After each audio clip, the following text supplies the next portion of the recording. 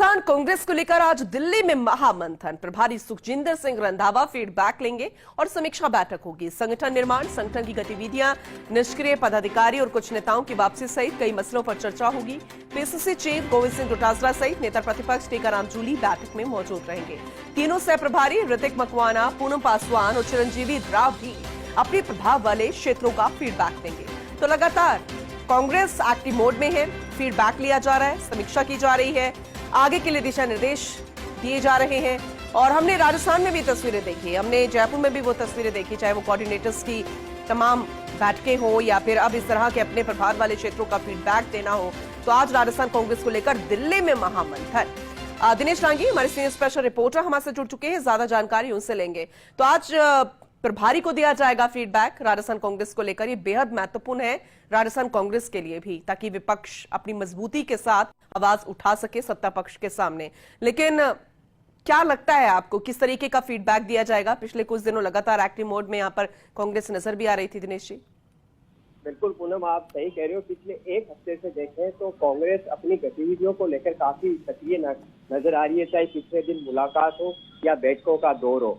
और जिस तरह 200 विधानसभा कोऑर्डिनेटर से गोविंद सिंह डोटासरा ने फीडबैक लिया, तो जाहिर सी बात है आज जो दिल्ली में मंथन होगा वो फीडबैक रिपोर्ट और वहाँ पर इस मसले पर समीक्षा भी यहाँ पर होगी। तो प्रभारी रंधावा तमाम जो संगठन निर्माण है, कहाँ खाली पद पड़े हैं और किस तरह वहाँ पर अपॉइंटमेंट हो रहे हैं, इसको लेकर भी फीडबैक लेंगे। इसके अलावा कई नेता वापस घर वापसी करना चाहते हैं, कांग्रेस में आना चाहते हैं, तो केस टू केस उन पर भी बैठक के दौरान डिस्कशन यहाँ पर हो सकता है।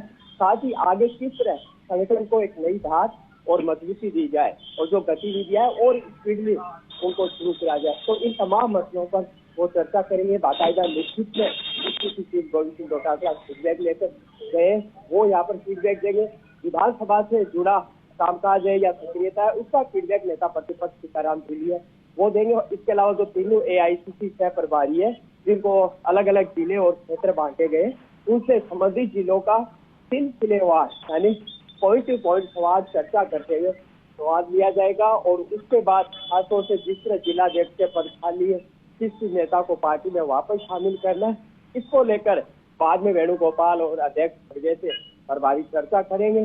और कह सकते हैं इस बैठक के बाद जो खाली पड़े पद है, जिनको दिल्ली के हरी झंडी और मंजूरी मिलना है, वो यहाँ पर मिल जाएगी। जैसे कई विभाग है, उनकी मंजूरी दिल्ली के स्तर पर होती है। और जो डे टू डे केस है कि किस नेता को लिया जाए, जातिगत सियासी समीकरण साधा जाए, क्योंकि कई नेता आगामी निकाय और पंचायत चुनाव से पहले पार्टी में आना चाहते हैं। जैसे अमीन खान है, प्रायोरिटी पर उस मसले को रख रहे हैं और मंजूरी मिलते ही सबकी सहमति होते ही उनको भी ज्वाइन किया जाए।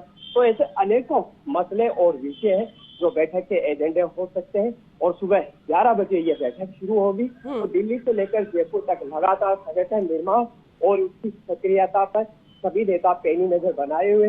जाहिर सी बात है बैठकों का दौर जारी है, तो हाईकमान भी लिखित में उनसे तथ्य और दिनेश जी, उम्मीद की जा सकती है कांग्रेस को लेकर, खासकर राजस्थान कांग्रेस की ही हम बात कर रहे हैं, तो कुछ बदलाव नजर आएगा या फिर ये मात्र एक फीडबैक, समीक्षा ले ली गई, दिशा निर्देश दे दिए गए, फिर उसके बाद वही तस्वीर? इस बार कुछ आपको लगता है कि कुछ बदलाव?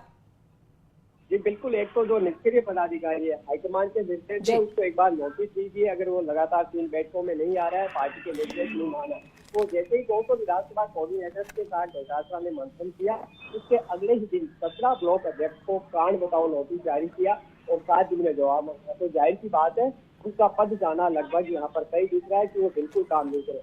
ये चलो छोटे लेवल के पदाधिकारी है, लेकिन जिस तरह 2200 मंडल अध्यक्ष और उनमें कार्यकारिणी का गठन किया गया है, 28 जून तक तमाम 52,000 बूथों पर बूथ लेवल एजेंट है, उनकी नियुक्ति यहाँ पर हो जाएगी। और 246 नगर अध्यक्षों की नियुक्ति।